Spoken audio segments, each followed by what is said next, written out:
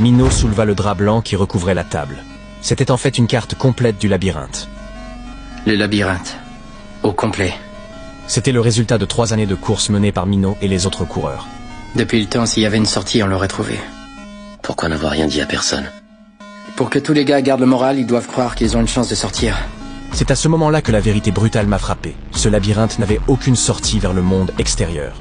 Les coureurs gardèrent ce secret depuis le début. Mino m'a dit qu'il avait commencé à explorer les sections extérieures il y a environ 1 an. Les murs du labyrinthe sont gravés de chiffres. 8 sections en tout. Chaque nuit, tous les murs bougent et se déplacent. C'est la véritable raison pour laquelle nous n'avons jamais pu nous échapper.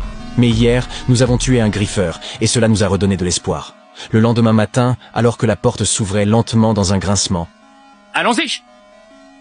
Mino et moi avons décidé de retourner dans le labyrinthe pour chercher une sortie.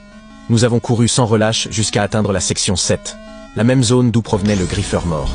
Le dispositif métallique que j'avais arraché du corps de la créature s'est mis à émettre des bruits étranges. Je l'ai rapidement sorti pour l'examiner et j'ai découvert que, lorsque nous nous déplacions dans une certaine direction, les bips devenaient plus rapides, comme si l'appareil nous guidait. En suivant le son, nous avons bientôt découvert un passage mystérieux. Nous avons avancé prudemment, quand soudain les chiffres rouges sur l'appareil métallique sont devenus verts. Dans un fracas assourdissant, un passage s'est ouvert derrière nous, révélant une grotte mystérieuse. En y entrant pour enquêter, j'ai remarqué que l'endroit était recouvert d'une épaisse couche de slime. Nous avons compris que cela devait être le repère de la créature morte. Un rayon laser jaillit de l'intérieur de la grotte et balaya nos corps. Immédiatement après, une alarme assourdissante s'est déclenchée. J'ai compris que le danger arrivait, et vite. Alors, nous avons commencé à courir pour sauver nos vies. À ce moment-là, les murs du labyrinthe avaient déjà commencé à bouger. Thomas! On va se faire piéger! Vite, vite! Nous avons couru de toutes nos forces vers l'entrée. C'est bon! T'arrêtes pas, Thomas! Continue!